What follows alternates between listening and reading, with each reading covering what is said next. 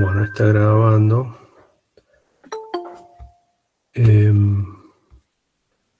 Voy a hacerla sin video la llamada porque he estado teniendo problemas con internet acá en casa. Así que por las dudas voy a hacerlo sin video. A ver si eso anda un poco mejor. Vamos a compartir acá.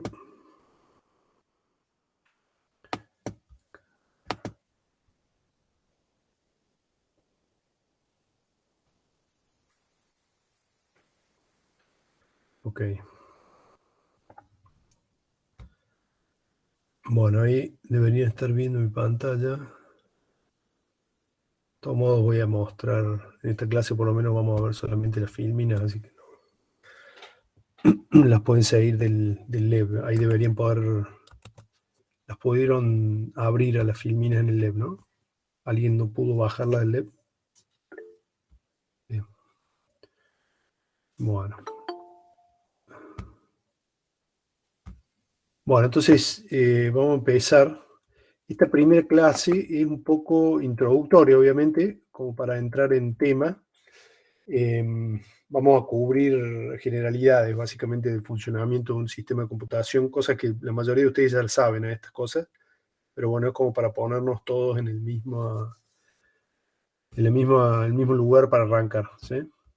Entonces, acá con esta materia, con la dos, digamos, la idea es entender, eh, bueno, por lo pronto para qué sirve un sistema operativo y además entender cuáles son los problemas típicos que uno enfrenta en el momento de elegir o diseñar un sistema operativo, ¿sí? ¿Cuáles son los problemas a los cuales hay que prestarle atención en una aplicación desde el punto de vista del sistema operativo, ¿sí? Ya, bueno, creo que les comenté en la clase pasada, la primera parte, digamos, que sería el sistema operativo 1, está enfocada fundamentalmente en un sistema. La mayor parte de la materia está enfocada en un sistema con un solo procesador, un sistema de escritorio, digamos. No importa mucho el tamaño, pero tiene que ser, la mayoría de los problemas que miramos son los problemas de un sistema que tiene un solo procesador. En ese sistema, el objetivo del sistema operativo es, bueno, lo que está resaltado aquí, que es básicamente administrar los recursos disponibles para ofrecérselos como servicios a los usuarios, ¿sí? Poder controlar los recursos del sistema para que los usuarios puedan utilizarlo de la mejor manera, ¿sí? Ya van a ver a lo largo de esta clase y las próximas, vamos a ver cómo una evolución, digamos, de el desarrollo y la complejidad de los sistemas operativos, que es, bueno, los problemas se van haciendo cada vez más complejos y más sutiles, y a la vez vamos viendo un avance cronológico en el desarrollo tanto de los sistemas operativos como de los sistemas de computación, ¿sí? La arquitectura de las computadoras. Van a ver que hay mucha realimentación, se ve la realimentación entre el diseño y los problemas que se enfrenta un sistema operativo y el diseño y los problemas que se enfrenta no en el diseño de un sistema de computación, ¿sí? No son tareas completamente independientes, sino que se van realimentando mutuamente para, bueno, mejorar en definitiva el funcionamiento de todo el conjunto, que es el sistema de computación y el sistema operativo. Como sigue entrando gente, chihuahua. Paso a la próxima filmina acá. Vamos a empezar viendo, por supuesto, Profe, las perdón, componentes básicas. Sí, ¿puede configurar decime. el acceso al Meet para que no tenga que estar O sea que confirmando? estaba tratando de hacer eso recién. Acá no lo encuentro. Creo ¿No hay un que... candadito azul por ahí? Suele haber un candadito. Creo que a la izquierda, donde está Sí, el nombre de la abajo, reunión. abajo a la derecha, abajo a la A la derecha. izquierda. Lo han Eso, movido. eso ¿Sí, en qué el allá? Meet viejo. Sí, es. Controles de... bueno, justamente Acceso rápido, creo que es. todas las personas que usan... Ahí. Ahí deberían poder entrar directamente. Deberían. Bueno, bien. Buen dato, gracias. Bueno, vuelvo a las filminas. Bueno, entonces, esto ustedes ya lo han visto antes, digamos, en otras materias. Vamos a hacer un repaso rápido, digamos. Cuando hablamos de sistema de computación, por lo menos en el entorno del sistema operativo 1, nos referimos a esto, ¿sí? Un procesador que tiene acceso a una memoria volátil, ¿sí?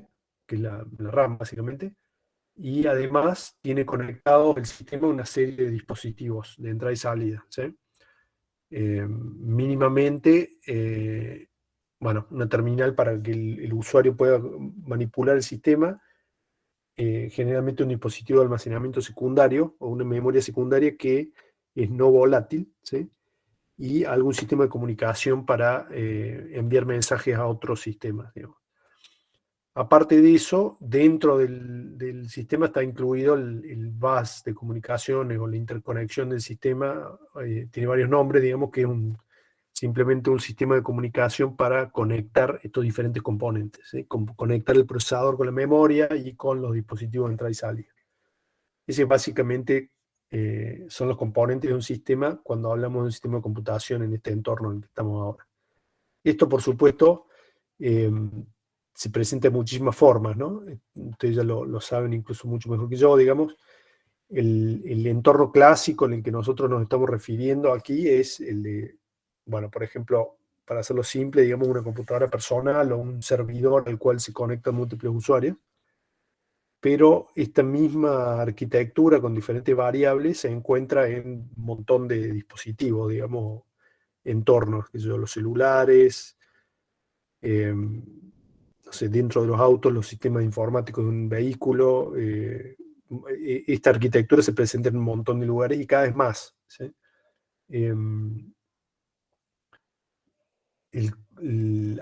A medida que ha ido avanzando la tecnología, los procesos de fabricación, el costo de ensamblar un sistema como el que estamos discutiendo acá se ha reducido notablemente, ¿sí? Entonces el campo de aplicación de esos sistemas con esta arquitectura se ha agrandado. Por ejemplo, cosas que antes se hacían con un microcontrolador, por ejemplo, que ya tenía todo integrado y que tal vez lo único que podíamos hacer era conectarle un poco de RAM, ahora ya se pueden realizar o se realizan con un sistema mucho más poderoso, ¿sí? Una computadora completa, digamos.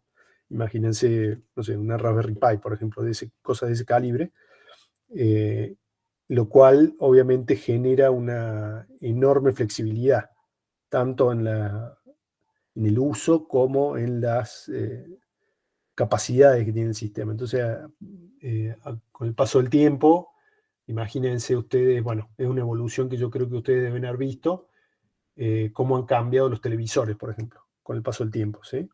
Pasamos de un sistema electrónico con muy poco software, casi ninguno, a un sistema que es básicamente lo mismo que una computadora cualquiera, digamos, que tiene la capacidad de reproducir video fácilmente y algunas entradas no convencionales, digamos, como una entrada RF, por ejemplo. Pero aparte de eso, una computadora, un televisor, un Smart TV más o menos moderno, digamos, es simplemente una computadora con una pantalla grande y no tiene teclado, ¿sí?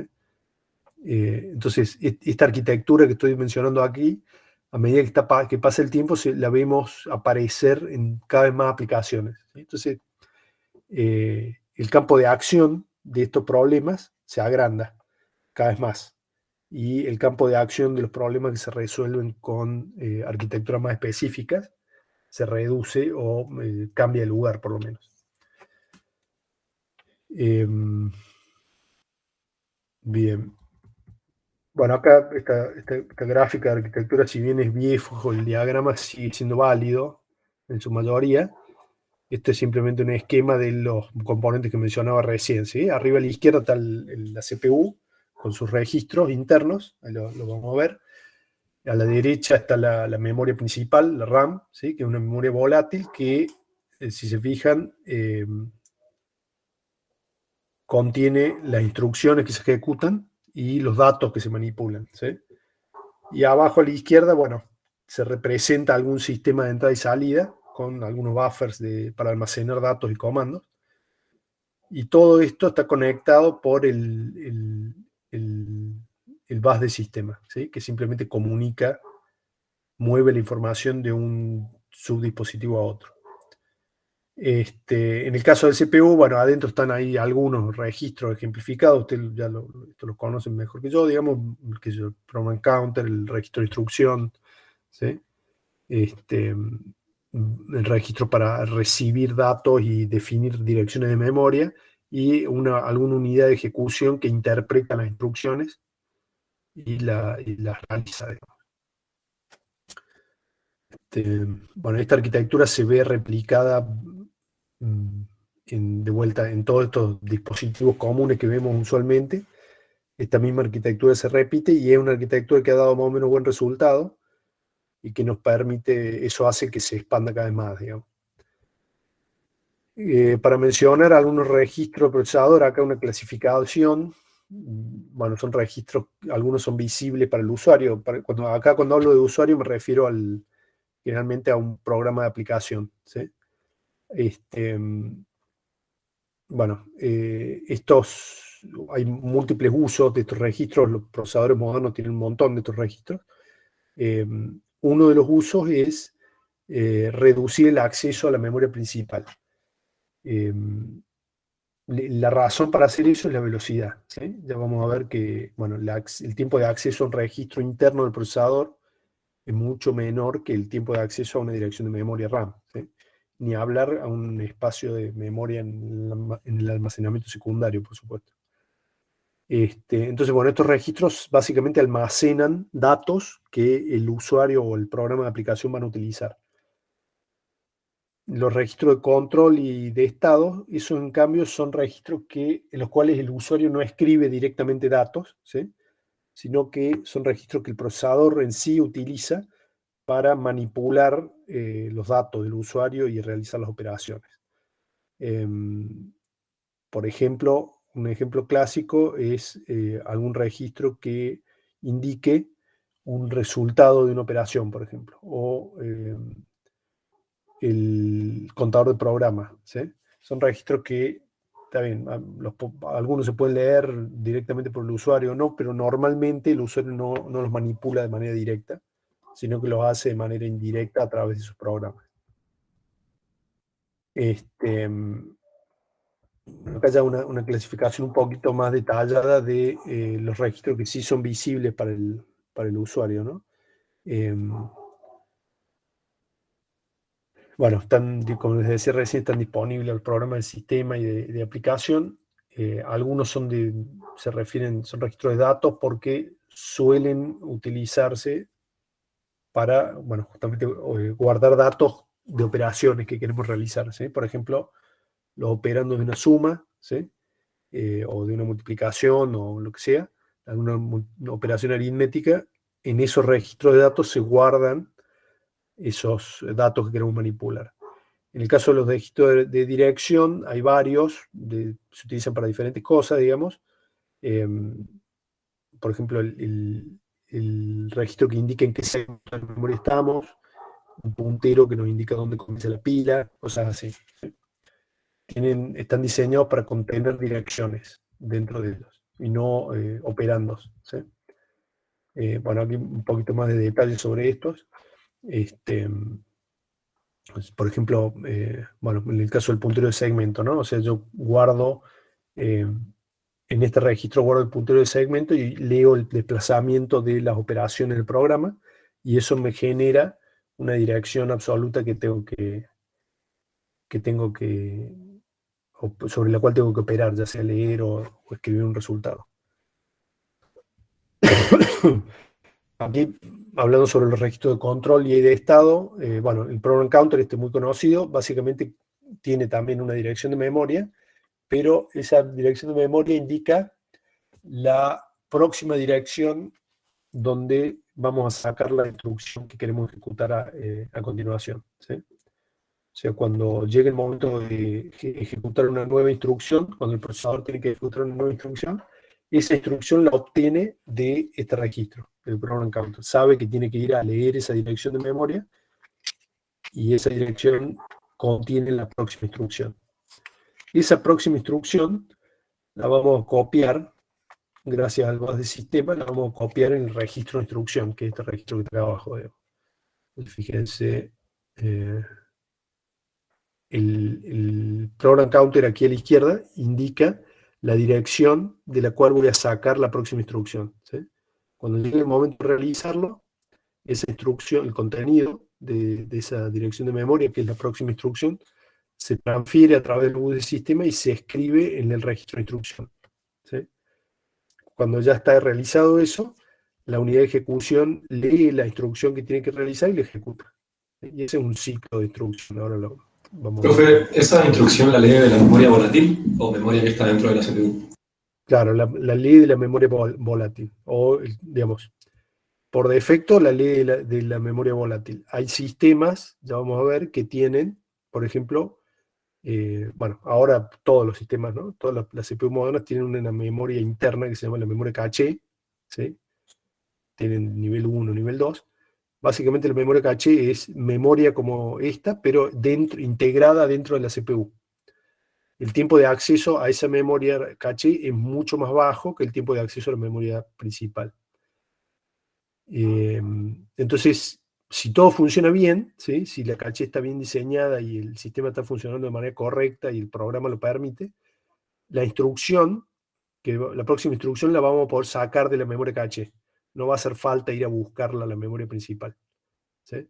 Pero en ausencia de la memoria caché, como en este gráfico, la instrucción que se va a ejecutar se saca de la memoria RAM.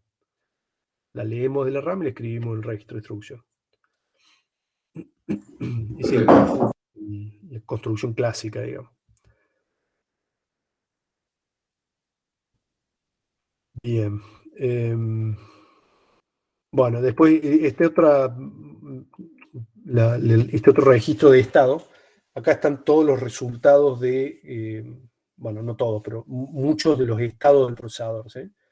Por ejemplo, el resultado de los códigos de condición, es decir, si, por ejemplo, si la operación previa que acabamos de realizar dio un número positivo o negativo, ¿sí? Si dio 0, si mayor fue verdadero o menor fue verdadero, ¿sí? Ese tipo de operaciones, todo ese resultado de condición se encuentran en este registro, ¿sí? También, bueno, nos indica el estado de las interrupciones, en qué privilegio de ejecución tiene el programa en el que estamos ahora. Ya vamos a ver qué es eso, probablemente ustedes lo sepan, pero los procesadores tienen más de un modo de ejecución, ¿sí? Algunos modos son privilegiados, quiere decir que pueden realizar todas las instrucciones del set de instrucciones del procesador, y otros modos están restringidos en cuáles instrucciones se pueden ejecutar, ¿sí?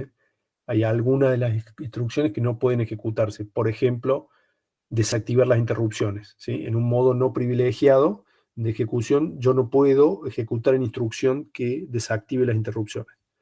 Ahora, si estoy en un modo privilegiado de ejecución, sí, ahí puedo hacer que mi programa desactive las interrupciones, ¿sí? Hay varias cosas que no se pueden hacer dependiendo del privilegio que tenga el modo de operación.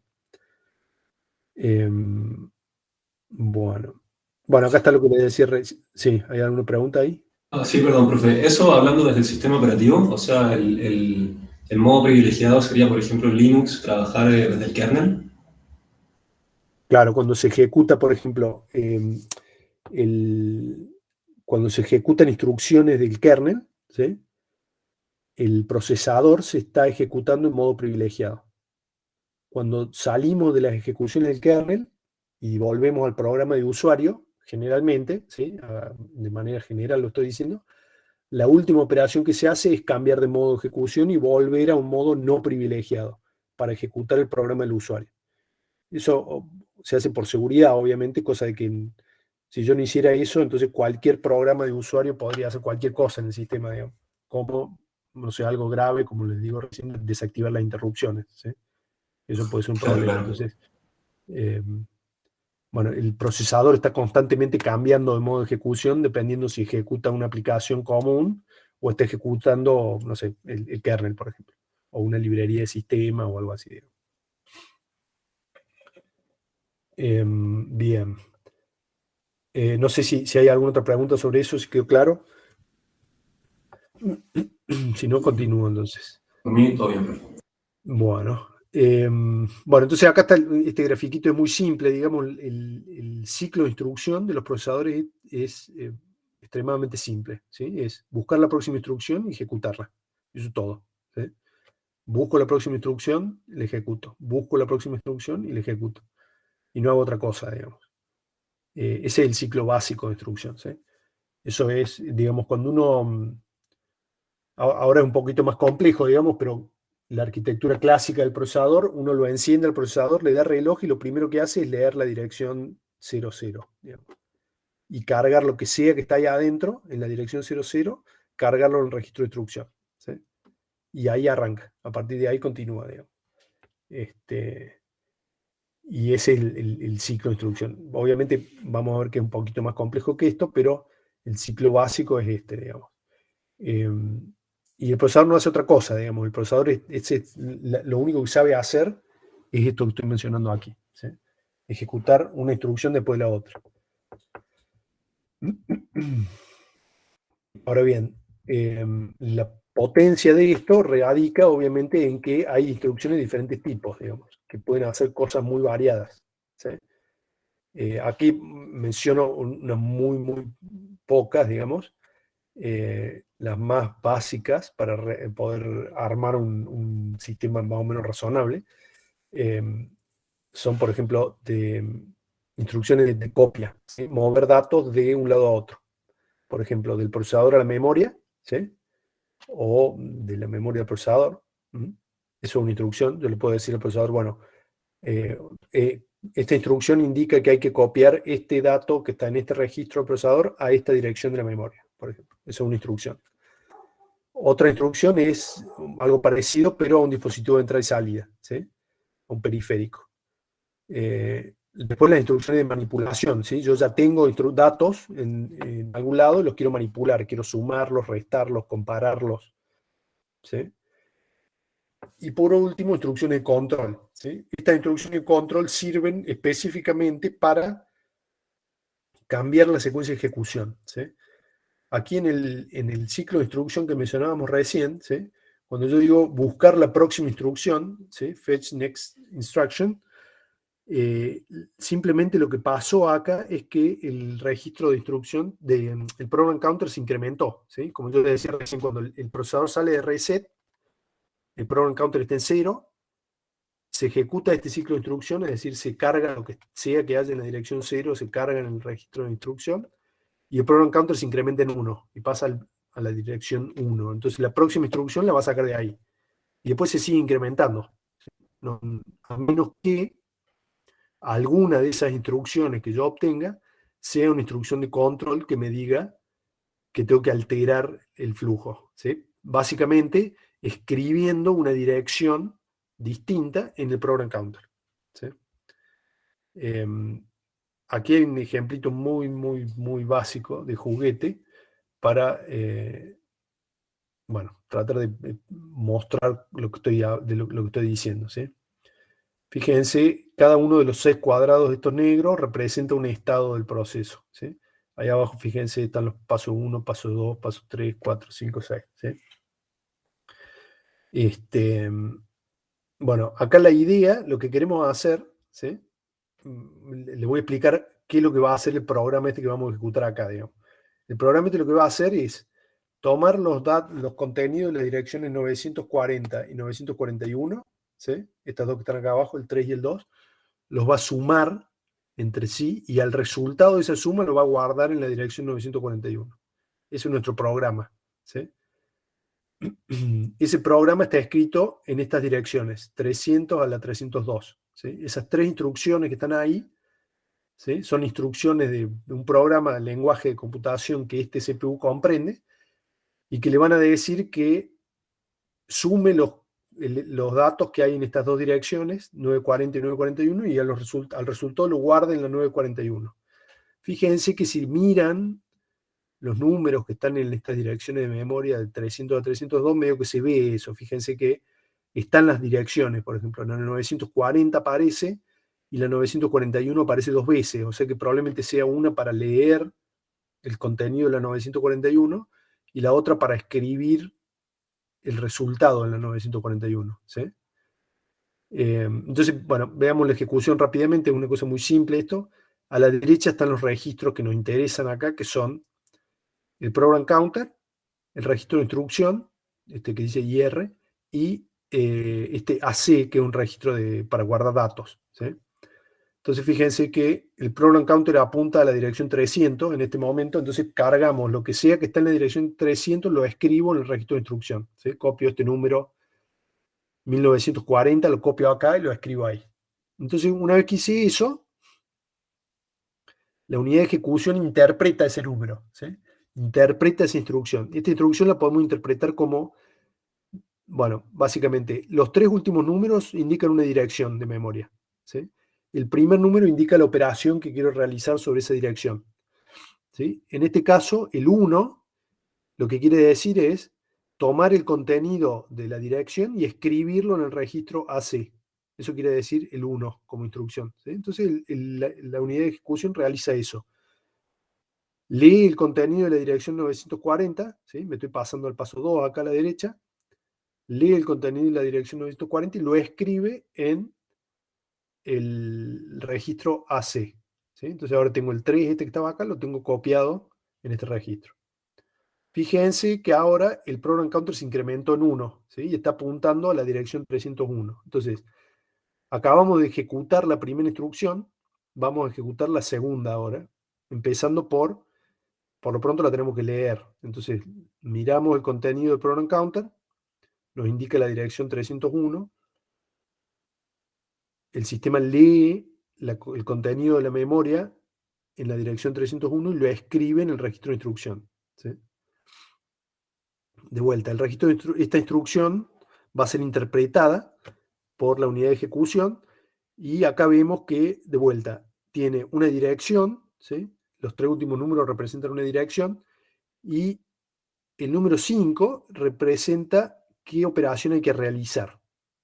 Esta operación, en este caso, el 5, quiere decir leer el contenido de la dirección 941, ¿sí? Que es la dirección que está indicada acá, y a ese número sumárselo al registro AC y al resultado dejarlo en AC, ¿sí? Entonces el procesador hace eso, lee el contenido de la dirección 941, lo acumula con AC y el resultado queda en AC. Por eso es que este registro se llama AC, se llama acumulador, ¿sí? Uno va acumulando sumas ahí. Bueno, entonces ahora ya sumamos los 2 números, ¿sí? Y el resultado lo tenemos acá en AC. Solamente nos falta escribirlo, lo que habíamos dicho, en la dirección 941. Y eso lo vamos a hacer con la siguiente instrucción. Fíjense que ahora el program counter se volvió a incrementar, ahora apunta a la dirección 302, entonces leemos la dirección 302, el contenido de la dirección 302, y lo copiamos en el registro de instrucción, nuevamente. Otra vez, la estructura de esta instrucción particular, ¿sí? Me dice que el número 2 es el opuesto al número 1. El 1 lo que hacía era leer una dirección de memoria y escribir en AC. El 2 hace lo opuesto. Lee AC y lo escribe en la dirección de memoria indicada a continuación. Entonces, tomamos el contenido de AC y lo escribimos en la dirección 941, ¿sí? Entonces, después de ejecutar estas 3 instrucciones, hicimos una suma, básicamente, ¿sí? Sumamos 2 números y el resultado lo tenemos en la memoria principal. Bueno, esto obviamente es de juguete, ¿no? Es un programa de juguete, pero indica el funcionamiento básico del ciclo de instrucción. ¿Está bien? ¿Cómo era lo del 2, profe? Este de acá. Lee en AC. Claro, el número 2 aquí quiere decir que hay que tomar el contenido de AC y escribirlo en esta dirección que está a continuación, que dice 941, ¿sí? Entonces, Bien. el contenido de AC, el número 5, y le escribe en la dirección 941. Fíjense que sobreescribe el 2 que había antes, ¿no? Yo Profe, esto es para una arquitectura específica, ¿no? O sea, no es nada más que un ejemplo, digo. Esto es un ejemplo puramente. Sobre todo el 1, el significado de esos números. Sí, no, esto es totalmente arbitrario para este ejemplo, ¿sí? Nada más que para este ejemplo. Es un procesador de papel, digamos, no es, Claro, claro. no es para nada realista esto, digamos. Sí, pero el significado, digamos, la estructura es esa. Por supuesto que un procesador moderno, bueno, las direcciones son mucho más grandes, ¿sí? Tienen direcciones de 64 bits, por ejemplo. Tiene muchísimas más instrucciones, entonces el registro de instrucciones es mucho más grande también. El program counter también es mucho más grande. Hay muchísimos más registros, ¿sí? Pero bueno, este es un procesador de juguete, digamos, que nos indica bueno, cómo funciona el ciclo de instrucción, ¿sí? En el fondo, esto es lo que hacen los procesadores, digamos, de una manera mucho más compleja, pero esto es lo que realizan, digamos. Y no hacen otra cosa, ¿sí? Fíjense que pasamos al 303 y esto continúa así, digamos, hasta que la apaguemos la computadora, digamos. Esa es la tarea del procesador, ¿sí? Esto obviamente que estamos viendo ahora es de relativamente bajo nivel, ¿sí? Sobre esto vamos a montar toda la estructura del sistema operativo, ¿no? Pero bueno, para eso tenemos que entender por lo menos mínimamente cómo funciona el hardware, digamos. Ahora bien, uno de los problemas que tenemos con esto, uno de los problemas que aparecen con esto, es que no hay cómo pararlo, ¿sí? Una vez que arranca a contar instrucciones, el procesador no para más, ¿sí? A menos que le cortemos el reloj o la energía, digamos. Entonces, bueno, por ese y por otros motivos que vamos a ver también a lo largo de la materia, es que se inventan las interrupciones, ¿sí? Básicamente la idea es que un evento externo pueda modificar el contenido del program counter, ¿sí? Yo por medio de un evento externo fuerzo un cambio en el program counter, ¿sí? En vez de seguir incrementándose, fuerzo una dirección nueva ahí en el program counter. Como consecuencia de un evento externo, por ejemplo, el cambio de voltaje en un pin de entrada del procesador, ¿sí? Yo cambio un pin, lo paso a alto y el program counter cambia un valor predefinido de dirección, ¿sí? De repente salta a otra parte de la memoria, digamos. Y efectivamente lo que sucede con el programa que se estaba ejecutando es que se detiene, ¿sí? Como yo no ejecuto más las instrucciones, sino que salto a otro lado, el programa que se estaba ejecutando queda detenido. No sigue avanzando ese programa, digamos.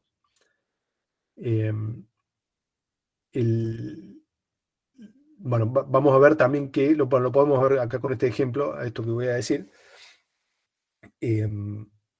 Para poder hacer funcionar las interrupciones, yo tengo que ser capaz de guardar el estado de los registros del procesador en algún lado para no perderlos, ¿sí? Porque yo eventualmente voy a querer volver a continuar la ejecución de ese programa que estaba ejecutando antes y necesito los datos, ¿sí?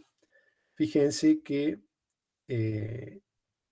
podemos verlo aquí en el ejemplo, ¿sí? Imagínense que yo estoy en el paso 4 acá, ¿sí? Acabo de terminar la ejecución del paso 4. Entonces, en este registro AC, ¿sí? Tengo el resultado de la suma.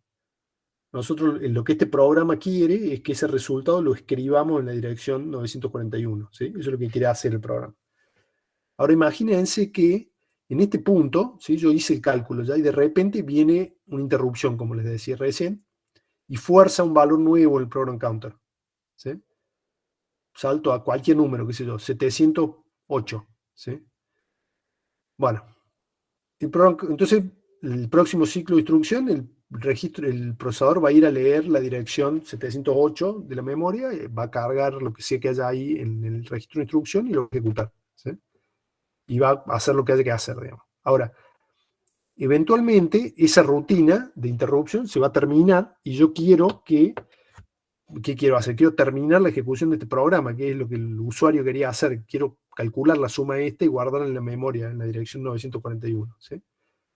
Entonces, en un momento dado, voy a terminar la rutina de interrupción y voy a volver a poner acá en el program counter la dirección 302. De esa forma puedo continuar la ejecución del programa, ¿sí? Yo había realizado la ejecución de la instrucción 301 quiero continuar con la 302. Entonces, al terminar la ejecución de la rutina de interrupción, vuelvo a escribir la dirección 302 en el program counter para que esto continúe. ¿Está bien?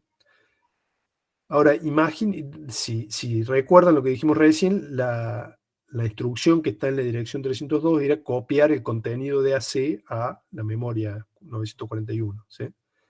Ahora, imagínense que yo, durante mi rutina de interrupción, ¿sí? En alguna de las instrucciones de la rutina de interrupción tuve que hacer una suma. ¿Sí? Y entonces usé el registro AC y lo escribí con otro número. No con el 5, sino que le escribí otro número que era la suma que estaba haciendo ahí en la rutina de interrupción. ¿Sí? Entonces, si yo no tengo cuidado, cuando ejecuto esta instrucción de copiar el contenido del registro de acumulación de vuelta a la dirección, voy a escribir cualquier número, porque al 5 este que tenía lo sobreescribí durante la ejecución de la rutina de interrupción, le puse cualquier otro número que no tiene nada que ver con el 5, y eso quedó ahí. Entonces, cuando yo lo saco y lo escribo acá en la memoria 941, está mal el resultado. No voy a estar, el resultado tiene que ser 5 y no el número cualquiera que salió de otra rutina que no tiene nada que ver, digamos. ¿Sí? Entonces, obviamente, eso no puede pasar, ¿no? Yo no puedo romper la operación de un programa, ¿no? Porque de repente el usuario está sumando 3 más 2 y el resultado le da 133 y no sabe por qué, digamos, está mal eso.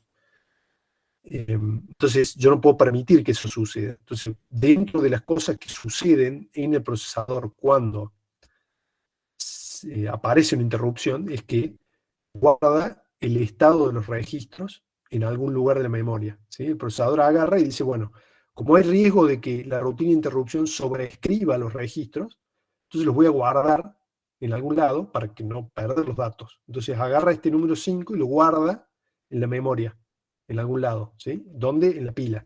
¿Sí? En la pila que está en un espacio de memoria asignada para eso. Y una vez que ya están a salvo esos datos, entonces sí, ya los puedo sobreescribir al registro con la rutina de interrupción, no pasa nada.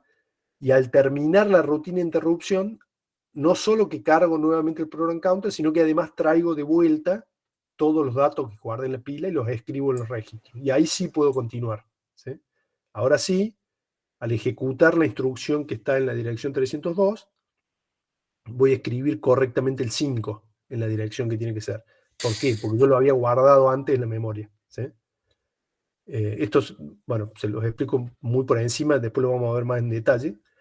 Pero bueno, es como para que entiendan el sentido de la filmina. Digamos. Hugo, No sé si está claro. sí. Para tu tranquilidad, en Digitales 2 vimos el concepto de guardar contexto, así que está claro el tema. Bueno, perfecto. Entonces no va a haber problema acá, digamos. Gracias. Bueno, entonces la interrupción está bien, muy lindo esto, cómo funciona el cambio de contexto, ¿sí? Pero ¿para qué sirve esto, digamos? ¿Para qué se usan las interrupciones? ¿Quién me dice para qué sirven las interrupciones? Para que el programa responda a un estímulo externo, fuera de la ejecución normal. Claro, es lo que dijo recién, para que la ejecución no sea del todo lineal y como dice mi compañero, pueda responder a eventos externos. Bien, bien. ¿Y Por qué ejemplo, ventaja? O sea,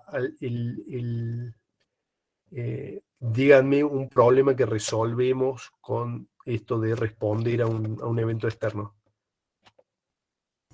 Y por hay ejemplo, eventos que un necesitan sistema ser. embedido que trabaja con algún tipo de sensor y en Bien. base a la lectura del sensor cambia o no la ejecución del programa, modifica alguna variable. Sí, ni siquiera tan complejo, cuestiones de tiempo nomás. Un reloj que llega a su punto. Claro. Yo también vi un controlador de voltaje para alterna que se programaba con un Arduino y se usaban interrupciones para activar o desactivar un triac. Claro.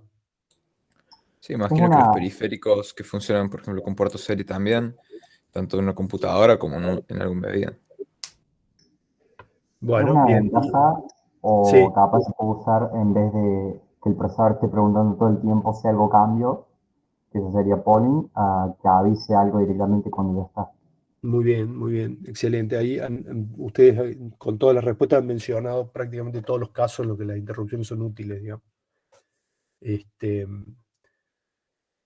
este hecho de poder de repente parar el procesador, no importa lo que esté haciendo, y llamar su atención, ¿sí? La interrupción lo que hace es llamar la atención del procesador a un evento particular, ¿sí? Entonces, nos permite no tener que evitar esto de estar esperando que las cosas pasen, ¿sí? Nosotros nos vamos a hacer otra cosa, y cuando el evento sucede, nos llama la atención, ¿sí? Entonces, el procesador queda liberado de la espera, ¿sí? No hay que estar mirando a ver si pasó algo. Podemos hacer cualquier otra cosa, nos podemos ir a ejecutar cualquier otra rutina que no necesariamente está relacionada con el proceso que estamos esperando ahí que interrumpa. Puede ser cualquier otra cosa. Y cuando haga falta, nos va a llamar la atención la interrupción, ¿sí? Esto tiene un enorme impacto en la eficiencia del sistema, ¿sí? Por ahí, bueno, ustedes lo saben, digamos, pero la diferencia de tiempos, de constante de tiempo que hay entre los eventos externos y la velocidad del procesador es enorme y es cada vez más grande, digamos, a medida que pasa el tiempo. La cantidad de cosas que puede hacer un procesador por unidad de tiempo es ferozmente grande, comparada con las constantes de tiempo de eventos externos, ¿sí? Por ejemplo, un ejemplo así exagerado es la velocidad a la que yo escribo teclas. Por ejemplo, aprieto las teclas del teclado, ¿sí? Yo puedo escribir, qué sé yo, con, no sé, con toda la furia, creo que alguna vez debo haber escrito 45 palabras por minuto, ¿sí? O sea que eso es menos de una palabra por segundo, ¿sí? Bueno, en un segundo el procesador puede ejecutar millones de instrucciones, ¿sí? Millones de instrucciones en un segundo. Entonces, tener un procesador que tiene esa capacidad, esperando a que yo apriete una tecla para ver si apretar la A o la Q, ¿sí? Obviamente no tiene sentido eso, porque el procesador puede estar haciendo un montón de cosas más importantes, y cuando yo realmente me decido a apretar la tecla, ahí recién me presta atención por muy poco tiempo y continúa haciendo otra cosa, digamos, ¿sí? Entonces, esa escala de tiempo es lo que le da tanta eficiencia a la idea de usar interrupciones. Otra consecuencia que tienen las interrupciones para el sistema operativo es que nos permite simular que el sistema operativo es multitarea real, ¿sí? Es decir, un solo procesador está realizando al usuario, le da la impresión de que ese procesador está realizando tareas, más de una tarea al mismo tiempo, ¿sí? Por ejemplo, bueno, como estamos aquí, digamos, yo estoy, no sé, la pantalla está actualizando el reloj, yo estoy moviendo las filminas, por detrás está, no sé, estoy bajando una película de Netflix, ¿sí? Múltiples tareas, estoy corriendo una simulación aparte en una consola, ¿sí? Se están ejecutando muchos programas y desde mi punto de vista todos se están ejecutando al mismo tiempo, ¿sí? No hay, no veo que esté uno frenado y el otro no. En realidad, obviamente, lo que está pasando es que, bueno, en este caso yo tengo multicore esta máquina, pero imagínense una máquina con un solo procesador. Lo que está sucediendo en realidad es que el procesador le está prestando un poquito de atención a cada tarea, ¿eh? Se va alternando entre una tarea y la otra. Ejecuta un rato una, después otro rato otra tarea, otro rato otra, y después vuelve, tipo round robin, ¿sí? Pero lo hace tan rápido eso que yo ni me doy cuenta. Para mí todo sucede al mismo tiempo, ¿sí? Está todo ejecutándose de manera simultánea. Y eso sucede gracias a las interrupciones, ¿sí? Bueno, es un detalle, digamos, después lo vamos a ver mejor. Enfocándonos un poquito en las interrupciones en sí, digamos, también, bueno, una clasificación.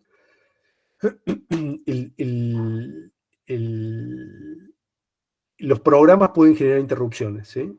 Pueden generar algunas instrucciones, la ejecución de alguna instrucción puede generar una interrupción. Por ejemplo, si yo hago una división por 0, ¿sí?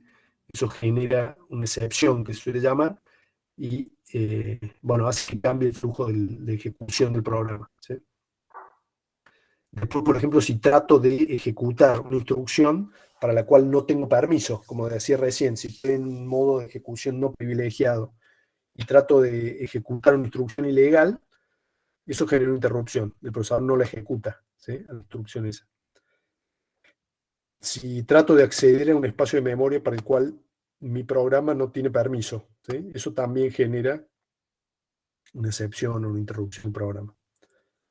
Después, bueno, una muy importante, digamos, una interrupción de reloj.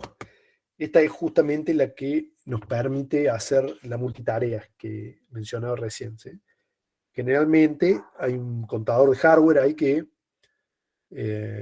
bueno, cada una cierta cantidad de tiempo genera una interrupción. Supongamos, no sé, cada un milisegundo genera una interrupción el hardware ese. Entonces, cada un milisegundo el procesador lo está interrumpiendo, este reloj lo está interrumpiendo, y el procesador deja de hacer lo que está haciendo y ejecuta la rutina de interrupción, ¿sí? O de entrada y salida, como mencionaban ustedes, por ejemplo, si hay un sensor o el teclado, ¿sí? O muevo el mouse, o pasa algo en la red, digamos, me llega un paquete y la placa de red me avisa que llega un paquete, ¿sí? Eso es una interrupción de entrada y salida. En estos casos, generalmente, es donde más se nota la diferencia de tiempos, ¿sí? Porque los dispositivos externos suelen ser mucho más lentos que el procesador, ¿sí? Un disco duro, el mouse, es una cosa tremendamente lenta comparada con la velocidad del procesador. Bueno, entonces acá la rutina de interrupción, ustedes ya más o menos esto lo entienden, digamos. El procesador, dijimos que deja de hacer lo que está haciendo y salta a una dirección predefinida, ¿sí? Y ejecuta lo que sea que hay ahí. Lo que hay ahí es la rutina de interrupción, ¿sí? Se llama rutina de servicio de interrupción. Y esa rutina es un programa muy cortito que hace un par de cosas nomás. Bueno, guarda los registros, como dijimos, para no perder los datos que teníamos antes. Se fija qué interrupción es. Hay muchas interrupciones, entonces tiene que averiguar quién fue el que generó la interrupción y ejecuta una serie de instrucciones relacionadas con esa interrupción en particular, ¿sí? Esta manera de detener la ejecución de un programa es la única forma que tiene el sistema operativo, ¿sí? Para tomar el control del procesador.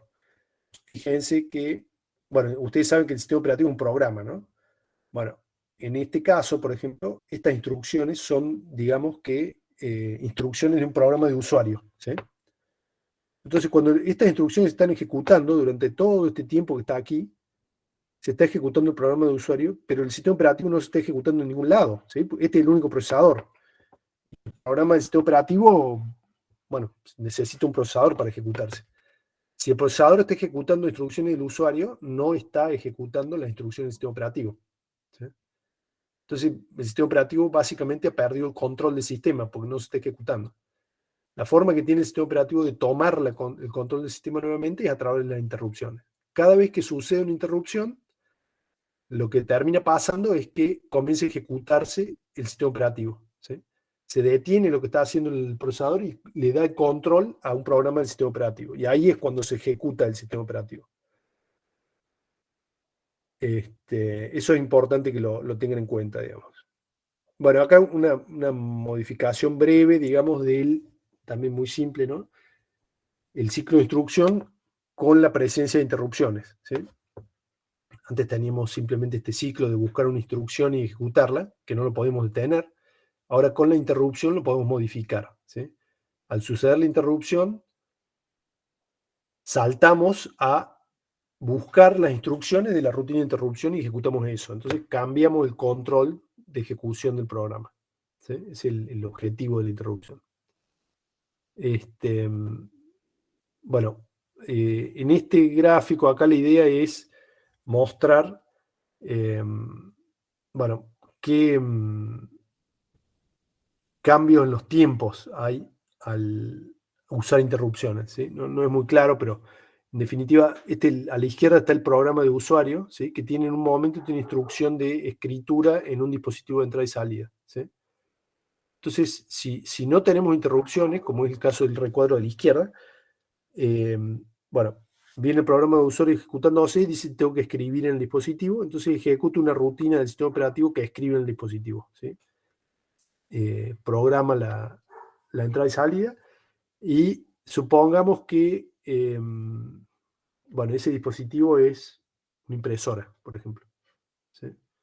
Bueno, la impresora comparada con la velocidad del procesador es tremendamente lenta, o sea que esperar a que suceda la escritura de la impresora, al procesador le lleva un montón de tiempo. Se tiene que quedar acá esperando que la impresora haga algo, digamos. Y recién cuando hizo algo puede volver a continuar su ejecución, ¿sí? Después tiene otra instrucción de escritura también acá. Entonces está todo serializado, o sea, la ejecución de la parte del programa de usuario, el punto 1, ¿sí? Después ejecutamos la rutina de entrada y salida. Volvemos acá. Ejecutamos la parte 2 del programa de usuario. Volvemos a la rutina de entrada y salida y así. Ahora, en cambio, si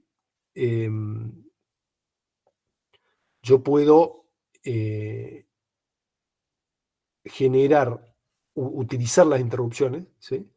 Fíjense, veamos el caso del medio, por ejemplo. ¿Sí? Ahora yo tengo interrupciones. Entonces lo único que hago es, cuando quiero escribir, ejecuto un programa que genera el comando de escritura, inmediatamente regreso a la ejecución del programa del usuario, ¿sí? Continúo, y en un momento dado, marcado aquí por esta especie de estrella, ¿sí? Está acá entre 2A y 2B, en un momento dado sucede una interrupción, es decir, el hardware del dispositivo de entrada y salida me avisa que la operación terminó, ¿sí? Entonces, al suceder esa interrupción, bueno, se ejecuta la rutina de interrupción y vuelvo al punto de ejecución del programa de usuario. Fíjense que, entonces, cuando la escritura del programa, cuando la ejecución de la instrucción de entrada y salida ya terminó, en el caso del centro, yo ya estoy a la mitad de la ejecución de la parte 2, digamos. Mientras que antes, en el recuadro de la izquierda, todavía estaba ejecutando la 1, ¿sí? Entonces ahí gané un montón de tiempo yo. Obviamente aquí los tiempos no son tan diferentes como para que no haya, bueno, para que el dibujo tenga sentido, sino, bueno, la escala sería muy distinta, digamos. Imaginen que cada una de estas líneas representa millones de instrucciones, ¿sí? Entonces, todo ese tiempo de espera de la impresora, que es un dispositivo mecánico, con constante tiempo enorme comparado con el procesador puede continuar ejecutando millones de instrucciones y avanzar en su tarea, ¿sí? Bueno, el gráfico de la derecha no tiene gran importancia, digamos. Una cosa que puede pasar, ¿sí? Es que haya más de una instrucción, más de una interrupción, perdón. Bueno, entonces, el problema con eso es qué pasa si viene una interrupción mientras yo ya estoy sirviendo una interrupción. Fíjense, imagínense qué pasa si mientras estoy ejecutando la rutina de interrupción, en ese momento sucede otra interrupción, ¿sí? Ahí alguien tiene que decidir qué es lo que vamos a hacer, digamos. Es una cuestión de diseño. Hay básicamente dos opciones, podemos decir. Una opción es ignorar las interrupciones, ¿sí? Cuando yo entro a servir una rutina de interrupción, ignoro las interrupciones hasta que termino.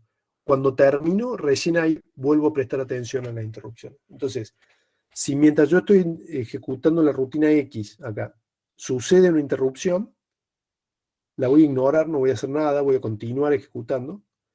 Y recién cuando termine, ahí sí voy a servir la nueva rutina de interrupción. Esa es una opción. La otra opción es hacerlo anidado, ¿sí? Es decir, permitir la interrupción de una rutina de interrupción. Estoy ejecutando el handler X, ¿sí? Y en algún momento dado viene la interrupción, la nueva interrupción, y bueno, detengo lo que estaba haciendo y voy a servir la nueva interrupción. Esto no necesariamente es blanco-negro, yo podría hacerlo por prioridades, por ejemplo, ¿sí?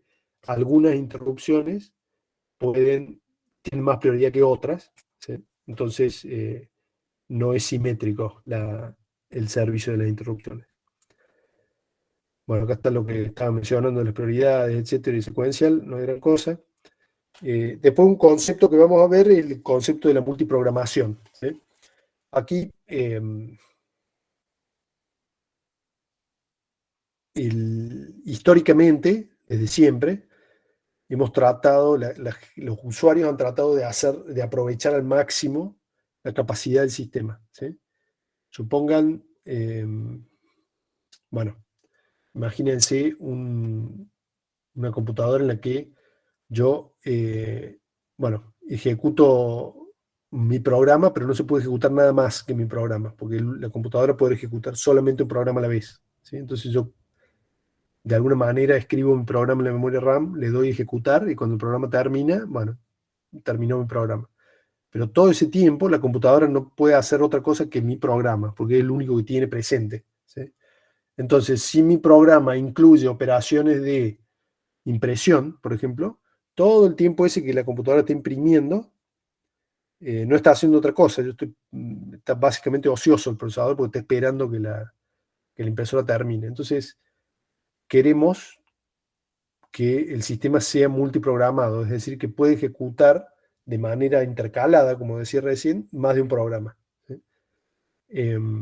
Bueno, obviamente vamos a ver más adelante en detalle en qué orden se hace la ejecución de los programas, si hay prioridades, o bueno, un montón de detalles ahí, a quién le toca ejecutarse cuándo, pero el punto acá es que lo que permite la multiprogramación son las interrupciones, ¿sí? Justamente la interrupción de reloj, esa que mencionaba antes, es la que permite realizar la multiprogramación.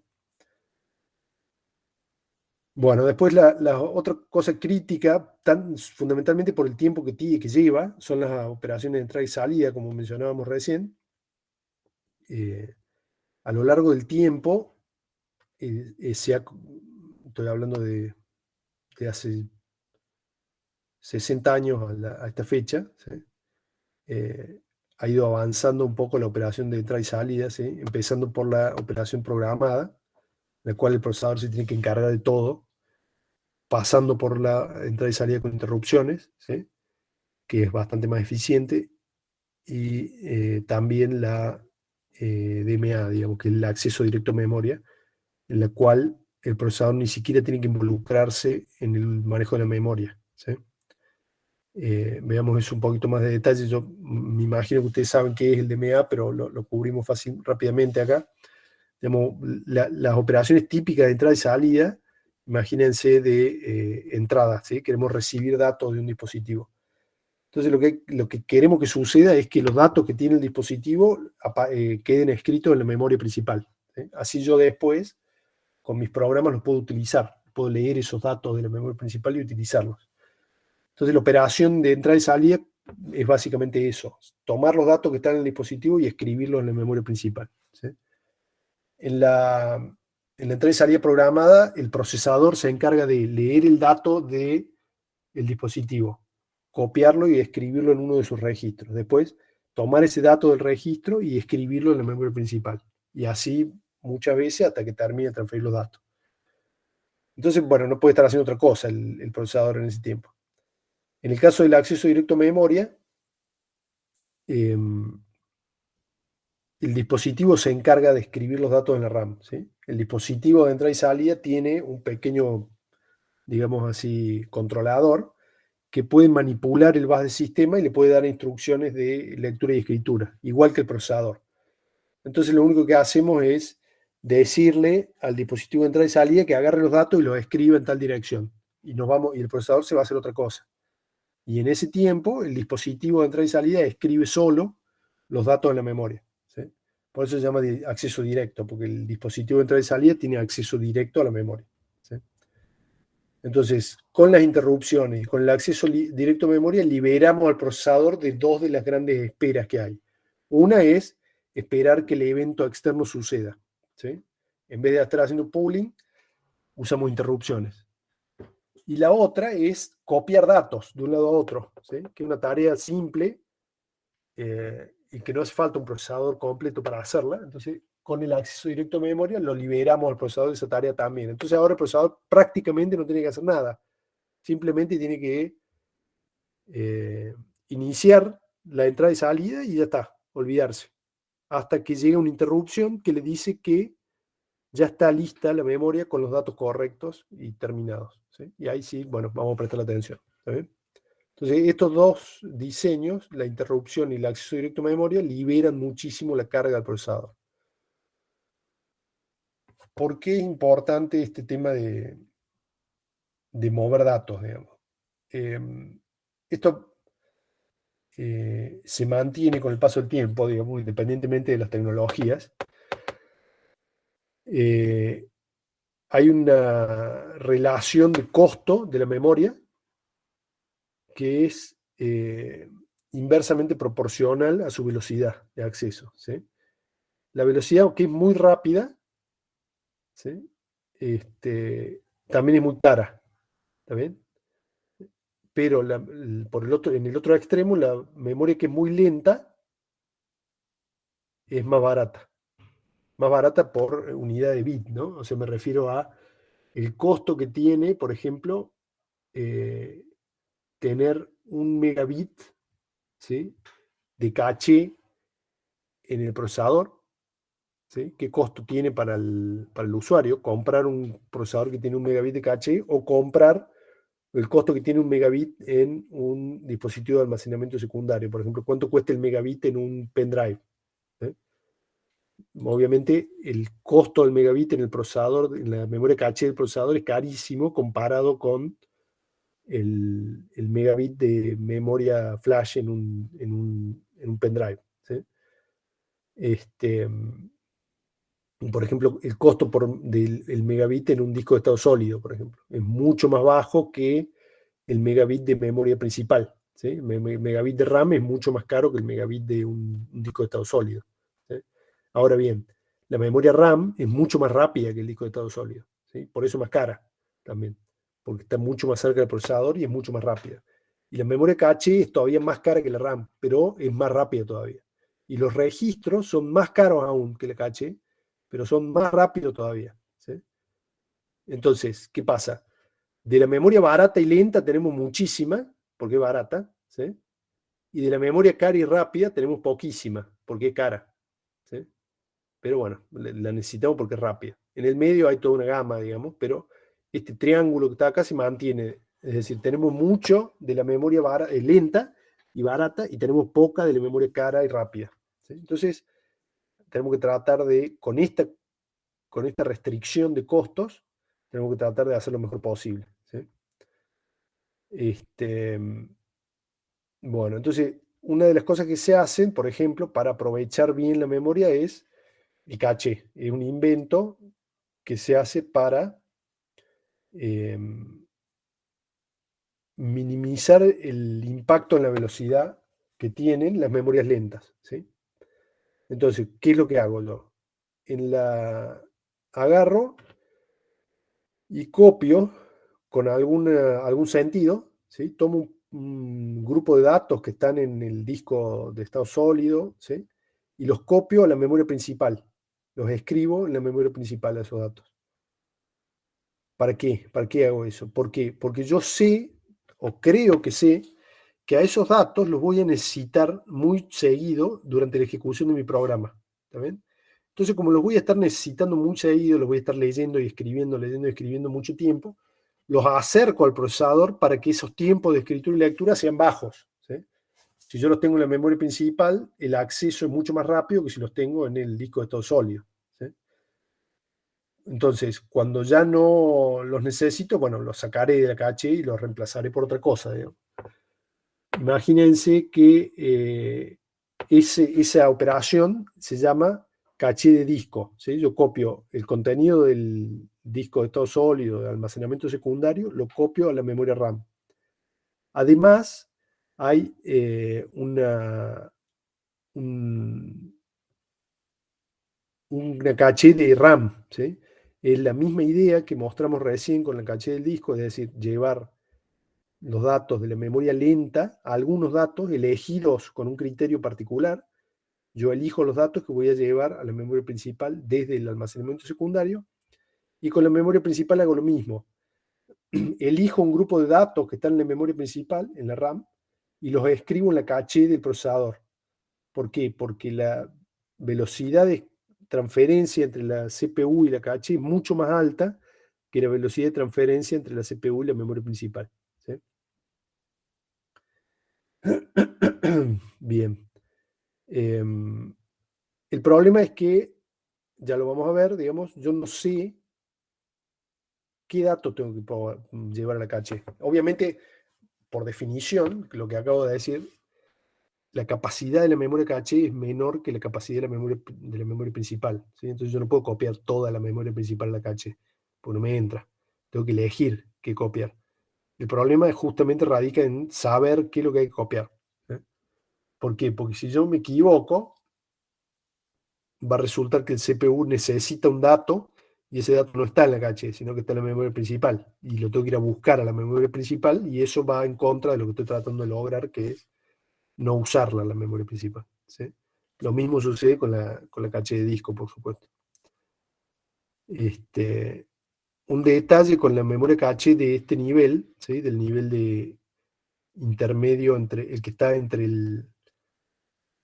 la memoria principal o RAM y el procesador, es que desde el punto de vista del sistema operativo, la memoria caché no existe, es transparente, ¿sí? No sabemos qué sucede. Todo el control de la caché se encarga el hardware de hacerlo. ¿Sí? El software no lo conoce, digamos, no conoce la existencia de la caché. Después vamos a ver bien por qué es eso. Pero bueno, es importante que sepan eso, que el control de la memoria caché lo realiza el hardware, sin que el sistema operativo se entere. Bueno, esta que hemos visto hoy, básicamente un resumen de muy alto nivel del resto de la materia, digamos. Vamos a ver más en detalle cada uno de los problemas que estuvimos discutiendo hoy. Hay algunos otros que no están hoy acá, pero bueno, acá están prácticamente todos. Ya para lo que va a ser la próxima clase, digamos, vamos a empezar a ver ya los problemas de esto uno por uno, digamos, en bastante más detalle. ¿Sí? Bueno, no sé si alguno quiere comentar algo, si tiene alguna pregunta sobre lo que vimos hoy o alguna duda que quieran aclarar. Yo tengo una pregunta respecto a los cachés. Alguna vez leí Sí. por ahí el tema de los niveles, pero no sé bien qué significa. Es básicamente lo mismo, que es otro nivel más de granularidad acá en el caché. A ver si voy a la figura ahí, un segundito, acá. ¿Sí? Tenemos nivel 1 y nivel 2. Hay como, por ejemplo, en un sistema multiprocesador, ¿sí? Cada CPU, cada core, tiene su caché de nivel 1. ¿Sí? Y cada núcleo completo, o sea, cada pastilla, cada procesador multicore tiene además un caché de nivel 2 compartido por todos los procesadores, por todos los cores. ¿Sí? Entonces, hay el caché de nivel 1 solamente accede un núcleo, no puede acceder otro.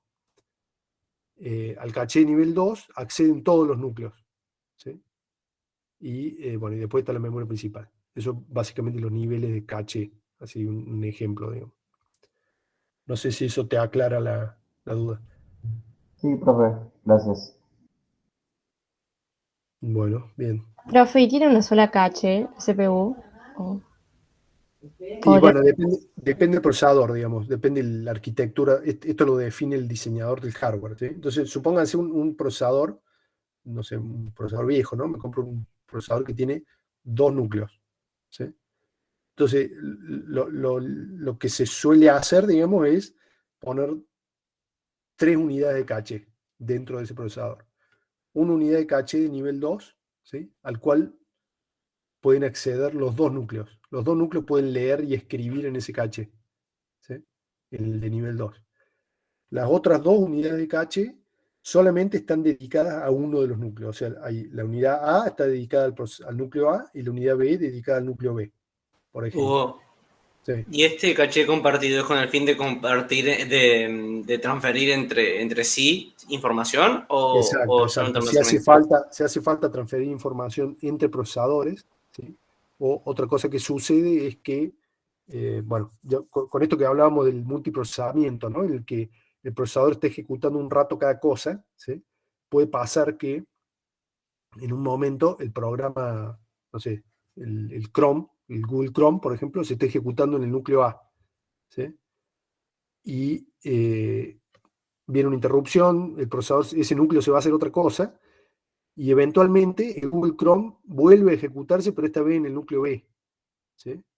Entonces, bueno, algo que es útil es que el núcleo B pueda acceder a la misma caché que tenía el núcleo A para poder sacar los datos de ahí, digamos, compartir los datos entre procesadores, digamos. el caché nivel 1 es solamente para un procesador particular. En cambio, en el de nivel 2 lo pueden compartir los procesadores y se pueden transferir datos entre ellos, digamos.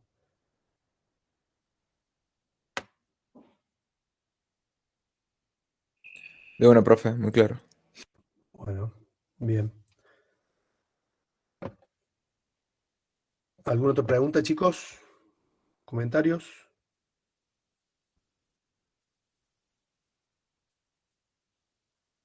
¿No? Bueno, Lo veo bien. bien. Sí, yo también, profe, estoy Sí, bien. sí, es como un pantallazo de todo lo que trabajamos en Digital 2 aplicado directamente a computadoras como Exacto, tales. exacto.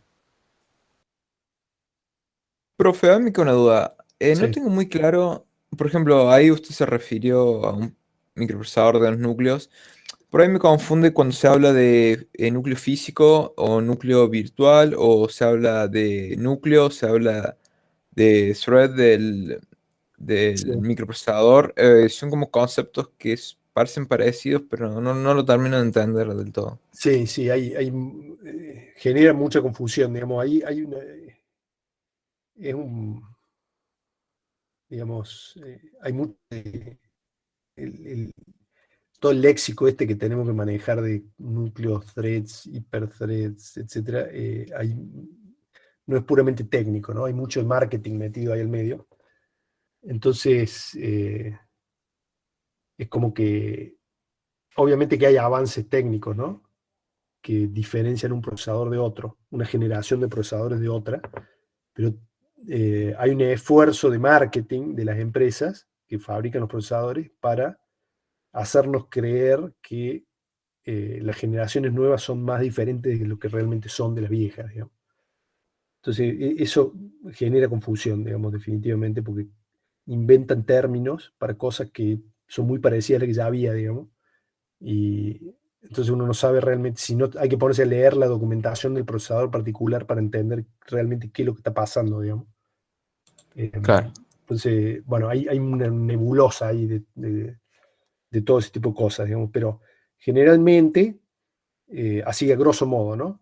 Eh, Históricamente yo puedo tener un procesador completo, ¿sí? Un procesador completo indica una unidad de procesamiento con su caché, ¿sí? Y su acceso a la memoria principal. Después yo puedo tener, por ejemplo, su caché independiente, ¿no? Después puedo tener unidades que comparten el caché, ¿sí? Entre sí, tienen una unidad de procesamiento, pero no tienen caché independiente, por ejemplo. ¿Sí? Y eso ya tiene otro nombre mágico ahí de estos nombres de marketing, digamos. bien, Después, por ejemplo, puedo tener unidades de procesamiento que pueden ejecutar secuencias de instrucciones diferentes dentro de un cierto rango de memoria, por ejemplo. Y eso tiene otro nombre, ¿sí? Eh, hay, hay que verlo caso por caso, digamos. Yo, por supuesto, que claro. no sé exactamente los detalles de todos los procesadores que hay, ¿no? Pero Profe, hay perdón, lo que interrumpo. verlo caso por caso. Sí, Los procesadores de Intel manejan ese término hola. hyperthreading. ¿Me escucha? Sí, Sí, sí, se dale, escucha. dale. Sí, se está Bueno, sí, escuchando. que decía que los procesadores de Intel manejan el término hyperthreading y cuando uno en el administrador de dispositivos, por ejemplo en Windows, ve cuántos núcleos tiene, muestra por duplicado cada núcleo, por ese hyperthreading. Creo que por ahí puede ir la confusión de mi compañero. A mí también se me genera porque los threads son los hilos, ¿no? Los hilos como los maneja un programa. Entonces Intel Claro, vende claro. que cada núcleo como que se reparte en dos hilos. Claro, Claro, exactamente. tiene Esos dos sentido. núcleos que aparecen en el sistema operativo, que Windows nos lo muestra como dos núcleos, en realidad tienen limitaciones, no son núcleos completamente independientes, ¿sí? Tienen limitaciones de las cosas que pueden hacer, no pueden cambiar completamente de entorno de ejecución, por ejemplo, ¿sí? Están Claro, limitados en las cosas que pueden hacer, no es un procesador completo, ¿sí? Tienen alguna limitación, digamos. Esas limitaciones varían de una generación a la otra también, ¿sí? Entonces, es algo que constantemente se está moviendo el entorno ese, digamos. claro, perfecto. Gracias, gracias a los dos.